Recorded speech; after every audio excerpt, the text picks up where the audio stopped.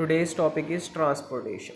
तो आज हम ट्रांसपोर्टेशन के बारे में पढ़ने जा रहे हैं कि जो ट्रांसपोर्टेशन है वो क्या होता है। ठीक है, क्योंकि जो ट्रांसपोर्टेशन है वो हमारा ह्यूमन बींग्स में भी होता है और हमारा ट्रांसपोर्टेशन जो है वो प्लांट्स में भी होता है।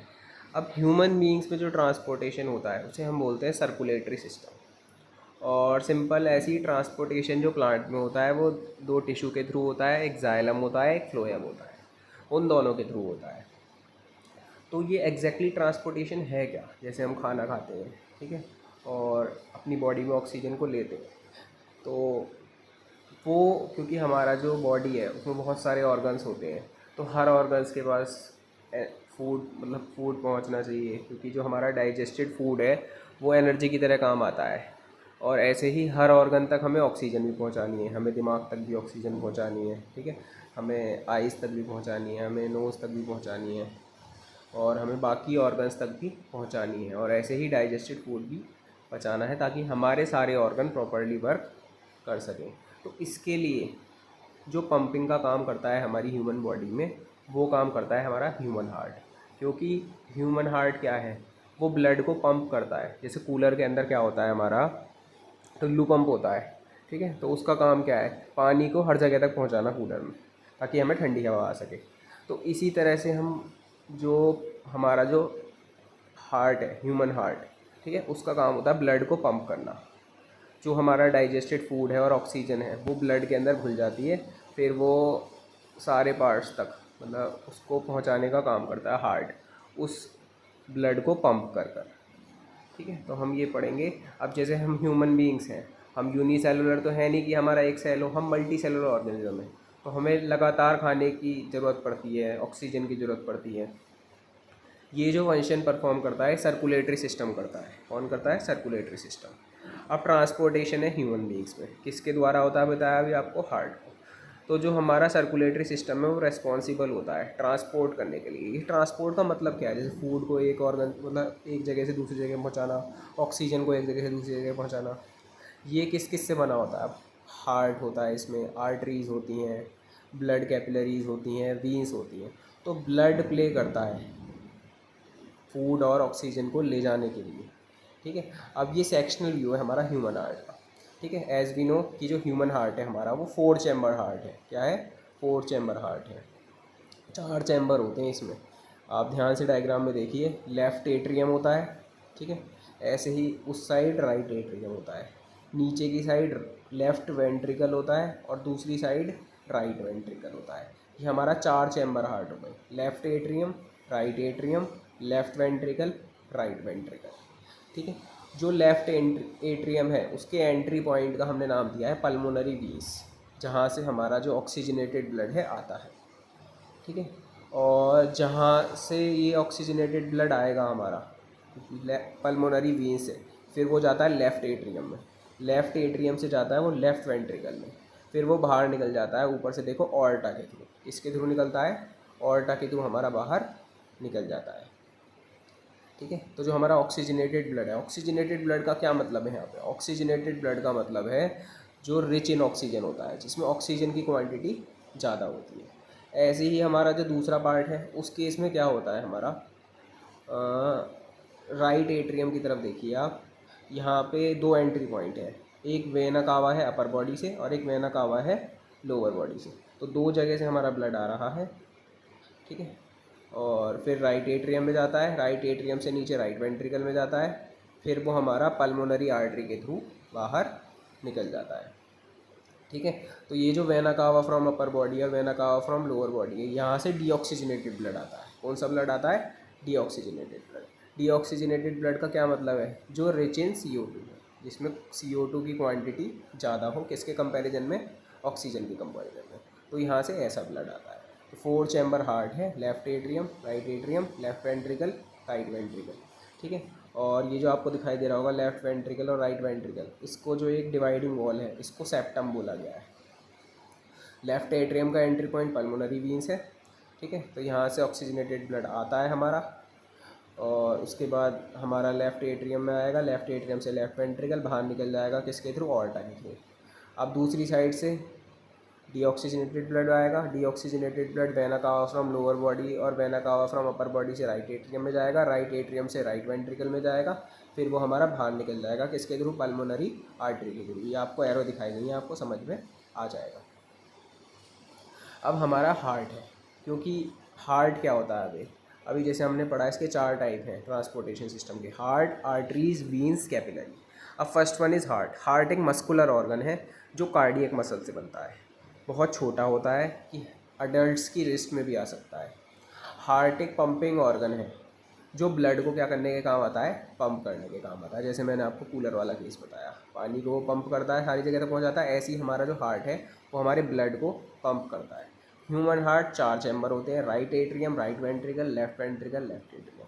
अब सिस्टोल क्या होता है, क्योंकि हमने बोला ये कार्डियक मसल से बना होता है हार्ट, तो जब हमारी कार्डियक मसल सिकुड़ती हैं उसे बोलते हैं सिस्टोल, और जब वो रिलैक्स हो जाती हैं, ठीक है, रिलैक्स का मतलब एक्सपैंड हो जाती हैं, उसे बोलते हैं डायस्टोल। अब हमारा हार्ट है, आर्टरीज है सॉरी, तो आर्टरीज क्या हैं,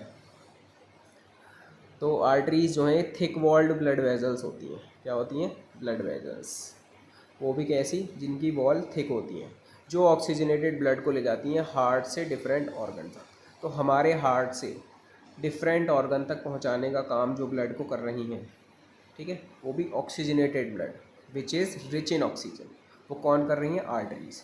और पल्मोनरी आर्टरी जो हैं वो एक्सेप्शंस हैं, क्योंकि ये डीऑक्सीजनेटेड ब्लड को कैरी करती हैं हार्ट से लंग तक, जहाँ पे ऑक्सीजनेशन ऑफ ब्लड का होता है। वैसे अगर आर्टरी की बात करें तो वो ऑक्सीजनेटेड ब्लड को हार्ट से डिफरेंट ऑर्गन तक ले जाती है, लेकिन पल्मोनरी आर्टरी जो एक एक्सेप्शनल केस है, क्योंकि पल्मोनरी आर्टरीज ऐसा नहीं करती, वो डीऑक्सीजनेटेड ब्लड को ले जाती हैं हमारे हार्ट से लंग्स तक, ठीक है। अगर आपको याद हो, ठीक है, तो ह्यूमन रेस्पिरेटरी सिस्टम में जब हमने डायग्राम देखा था, तो जो हमारे 2 लंग्स थे उसके साइड में ही एक जगह हार्ट होता है। क्या होता है, हमारा हार्ट होता है। तो एक तरह से जो हार्ट है हमारा वो उससे लिंक होता है, क्योंकि उसमें हमारा क्या होता है, ऑक्सीजन आती है लंग्स के थ्रू हमारे हार्ट के अंदर। फिर आर्टरीज से जो है हमारा कैपिलरीज जुड़ी रहती है। कौन जुड़ी रहती हैं, कैपिलरीज। तो ये ब्लड वेजल्स होती हैं जिसमें सिंगल सेल वॉल होती हैं। क्या होती हैं, सिंगल सेल वॉल होती है। मतलब अब पहले वीन्स बताता हूँ मैं आपको दोबारा से।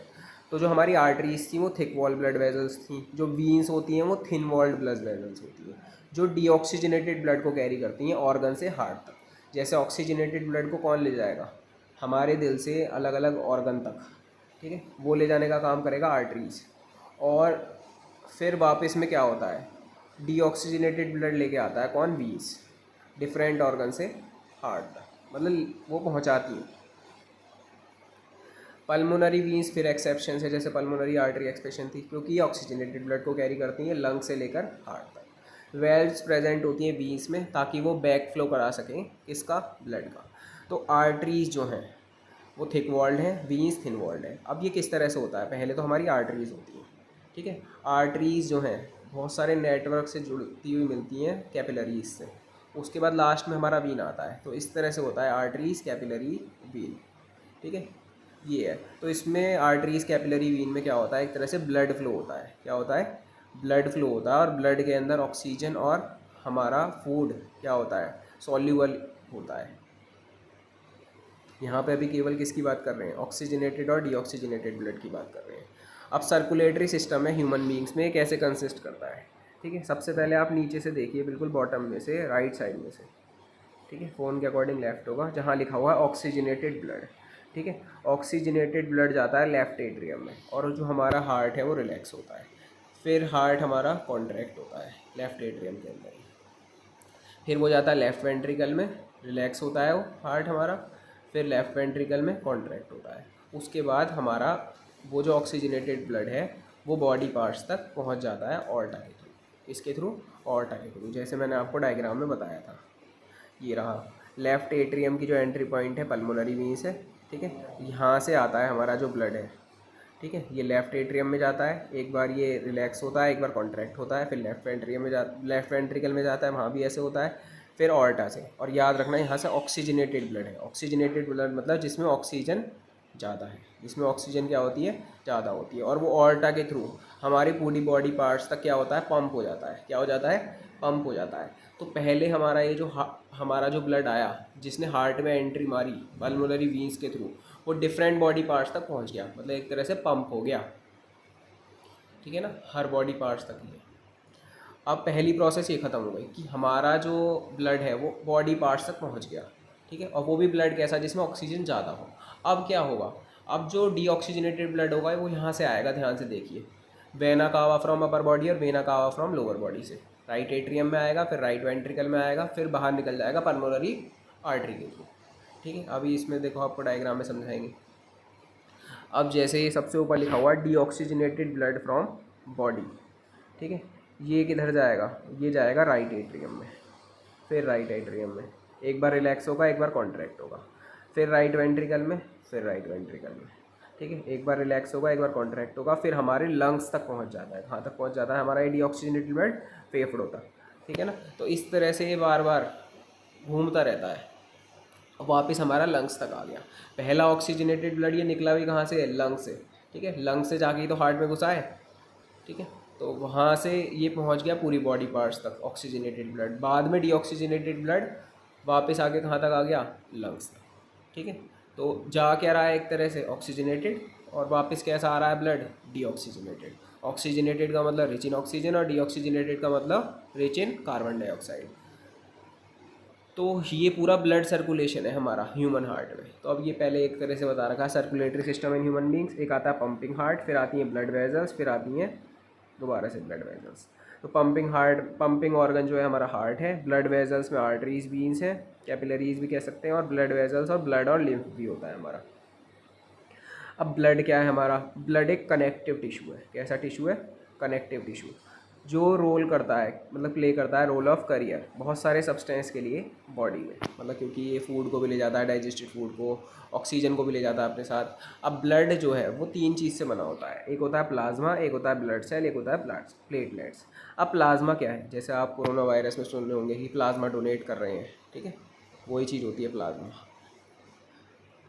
जैसे कोई मरीज़ ठीक हो जाता है कोविड-19 का, तो उसके बाद क्या होता है, वो जो ठीक मरीज़ होता है उसकी बॉडी के अंदर जो एंटीबॉडीज़ बन रही होती हैं, ठीक है, उनको निकाल के जो पेशेंट पीड़ित होता है उसमें डाल दिया जाता है, और जिसकी वजह से क्या होता है, वो जो नया पेशेंट है कोविड-19 का, वो भी क्या होता है, रिकवर होने लग जाता है।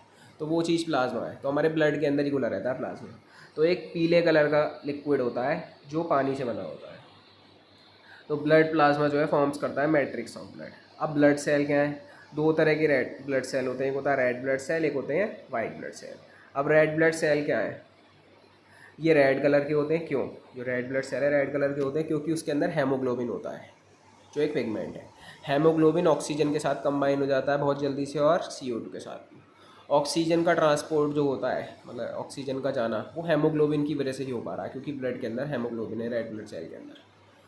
और कुछ जो पार्ट है कार्बन डाइऑक्साइड का, वो भी ट्रांसपोर्ट होता है हेमोग्लोबिन से, क्योंकि हम हमेशा कहते हैं ऑक्सीजनेटेड ब्लड या डीऑक्सीजनेटेड ब्लड, कभी ये नहीं कहते कि ऑक्सीजन ट्रांसपोर्ट हो रही है। ऑक्सीजनेटेड ब्लड का मतलब ऑक्सीजन ज़्यादा है, CO2 कम है, और डीऑक्सीजनेटेड ब्लड का मतलब CO2 ज़्यादा है, ऑक्सीजन कम है। अब बी है हमारा वाइट ब्लड सेल। ये क्या होता है, पेल वाइट कलर का होता है, थोड़ा सा पीला वाइट, और ये इंपॉर्टेंट रोल प्ले करता है इम्यूनिटी में, मतलब कोई भी जो हमारी बीमारी होती है उससे लड़ने में काम आता है, ठीक है ना, इम्यूनिटी बढ़ाने में काम आता है, मतलब ये इम्यूनिटी बढ़ाता है। और इम्यूनिटी वर्ड भी आपने बहुत सुना होगा कि इम्यूनिटी बढ़ाने की दवाई दी जाती है कोविड-19 के पेशेंट्स को भी, ताकि वो जल्दी से जल्दी रिकवर हो जाएं। क्योंकि जो वाइट ब्लड सेल होते हैं हमारे, वो क्या होता है, वो हमें किसी भी बीमारी से लड़ने से बचाते हैं। अब प्लेटलेट्स क्या होती हैं, तो प्लेटलेट रेस्पॉन्सिबल होती हैं ब्लड कोएगुलेशन के लिए। ब्लड कोएगुलेशन का मतलब एक तरह से आप ऐसे समझ सकते हैं, जैसे हमारी चोट लग जाती है, ठीक है, और वहाँ से खून निकलता है, तो थोड़ी देर बाद ही खुरंट जम जाता है, ठीक है, तो उसे ही कहते हैं ब्लड का कोएगुलेट हो जाना।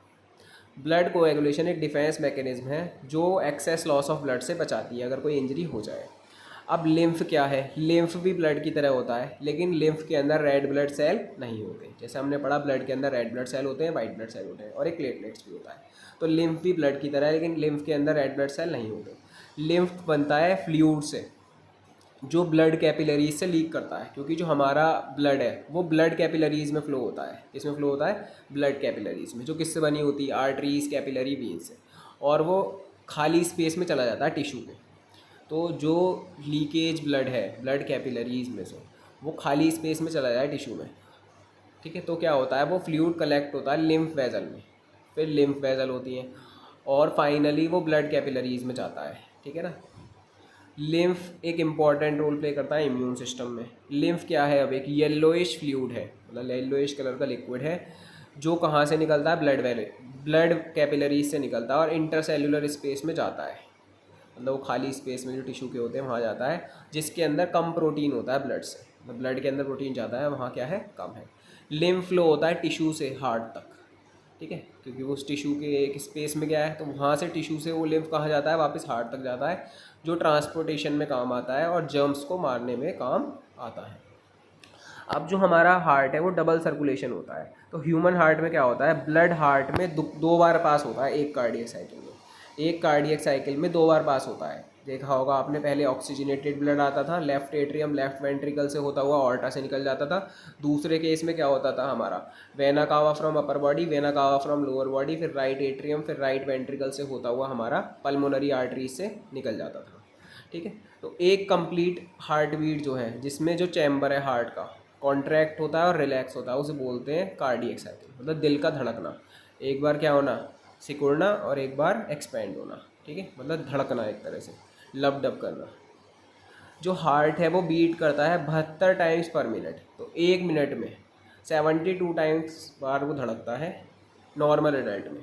और एक कार्डियक साइकिल में जो हार्ट है कितना ब्लड को पंप कर देता है, 70 मिलीलीटर ब्लड को पंप कर देता है, और 1 मिनट में लगभग 4900 मिलीलीटर ब्लड को पंप कर देता है। डबल सर्कुलेशन इंश्योर करता है कि पूरी तरह से सेग्रीगेशन हुआ है ऑक्सीजनेटेड और डीऑक्सीजनेटेड ब्लड का, जो ज़रूरी होता है एनर्जी प्रोडक्शन के लिए वार्म ब्लडेड एनिमल्स में, क्योंकि एज वी आर ह्यूमंस और हम क्या है, वार्म ब्लडेड एनिमल्स हैं, हमारा जो ब्लड है क्या है, वार्म है।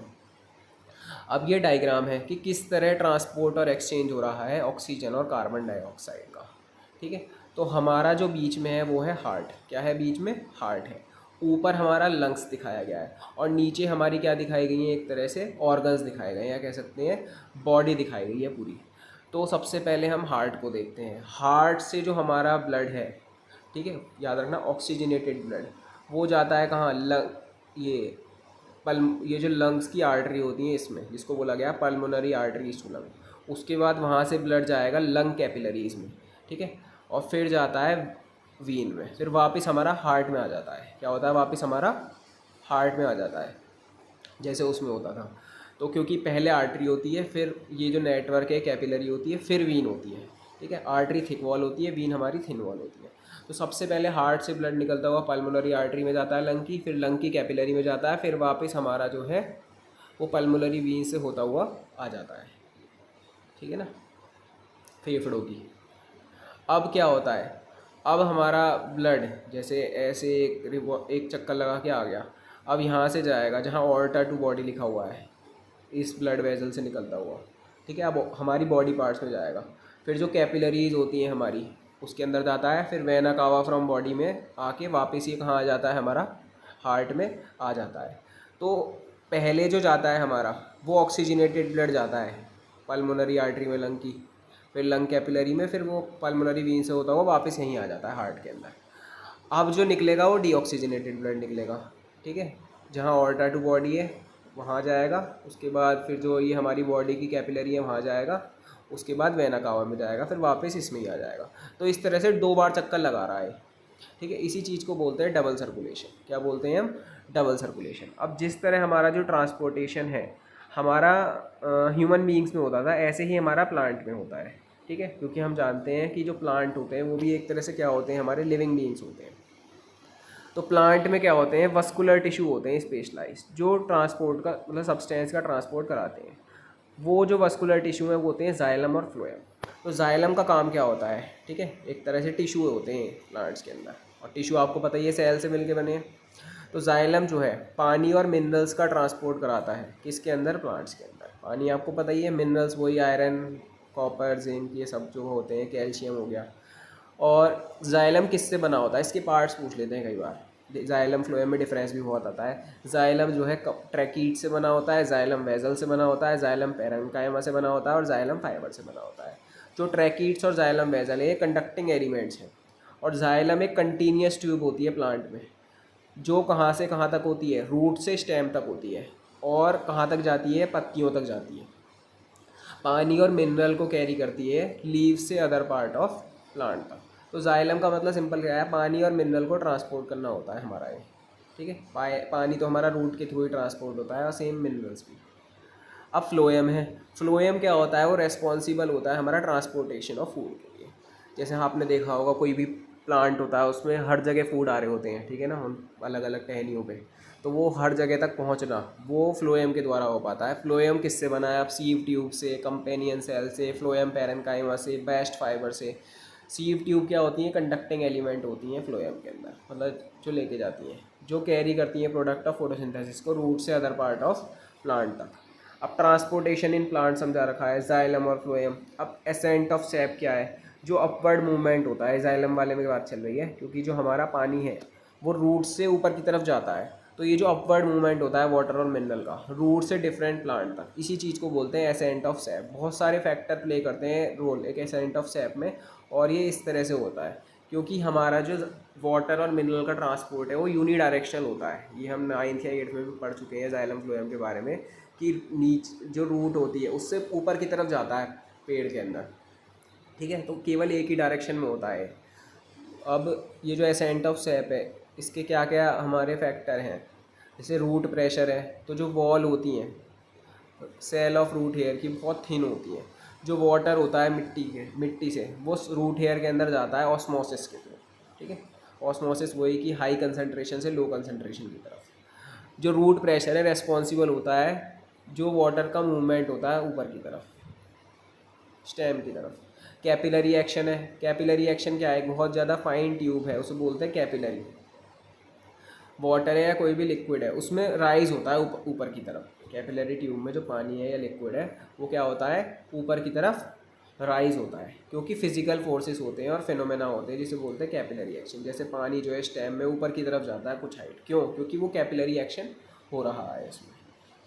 एडहेशन कोहेशन है वाटर मॉलिक्यूल का, वाटर मॉलिक्यूल एक कंटिन्यूस कॉलम बनाते हैं जाइलम में, क्योंकि फोर्स होता है एडहेशन और कोहेशन का मॉलिक्यूल्स के बीच में। ट्रांसपीरेशन पुल है, तो पानी का, ठीक है, नीचे से ऊपर की तरफ जाना, इस चीज़ को हम ट्रांसपीरेशन ही बोलते हैं। तो एक तरह से जो लॉस होता है वाटर वेपर का स्टोमेटा के थ्रू और लेंटिकल्स के थ्रू, ठीक है, या आप ये बोल लो क्योंकि स्टोमेटा होता है, ठीक है, जिसके थ्रू गैस का एक्सचेंज होता है, तो उससे पानी का भी लॉस हो जाता है और लेंटिकल से भी, उसे बोलते हैं ट्रांसपीरेशन। ट्रांसपीरेशन होना है स्टोमेटा से, वो एक वैक्यूम क्रिएट करता है जिसकी वजह से एक सक्शन क्रिएट हो जाता है जिसे बोलते हैं ट्रांसपीरेशन पुल। क्या बोलते हैं, ट्रांसपीरेशन पुल, क्योंकि वाटर मॉलिक्यूल्स का लॉस हो जाता है स्टोमेटा और लेंटिकल्स के थ्रू। अब एक वैक्यूम क्रिएट हो जाएगा जिसकी वजह से एक सक्शन होगा जो खींचेगा पानी की तरफ अपनी तरफ। तो ट्रांसपीरेशन पुल जो है वो पानी को खींचता है जाइलम ट्यूब से और पानी ऊपर की तरफ आने लगता है, क्योंकि पत्तियों के थ्रू और लेंटिकल्स के थ्रू पानी लॉस हो जाता है, वहाँ पानी कम हो जाता है।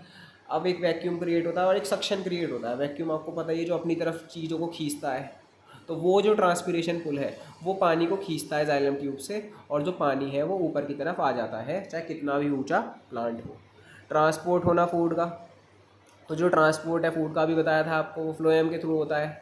क्यों होता है फूड का ट्रांसपोर्ट, क्योंकि एनर्जी को यूटिलाइजेशन करने के लिए। और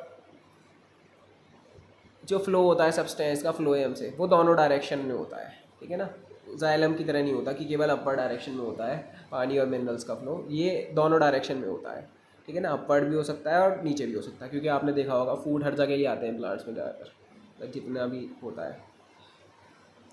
ट्रांसपीरेशन जो थी प्रोसेस थी लॉस ऑफ वाटर की। अब फंक्शन क्या है, एब्जॉर्प्शन और अपवर्ड मूवमेंट वाटर का और मिनरल का होता है पुल क्रिएट करके, जो आपने देखा होगा जाइलम में, और ये मदद करता है टेम्परेचर रेगुलेट करने में प्लांट्स में। जो ट्रांसपोर्ट होना फूड का पत्तियों से डिफरेंट पार्ट्स तक उसे बोलते हैं ट्रांसलोकेशन। जैसे ऊपर हमने ट्रांसपीरेशन पढ़ा कि लॉस हो जाना पानी का स्टोमेटा के थ्रू, ठीक है, और लेंटिकल्स के थ्रू, वो ट्रांसपीरेशन था। और ट्रांसपोर्टेशन क्या होता है हमारा, मतलब ट्रांसलोकेशन, वो फूड का ट्रांसपोर्ट होना पत्तियों से अलग अलग पार्ट तक प्लांट के, उसे हम बोलते हैं ट्रांसलोकेशन।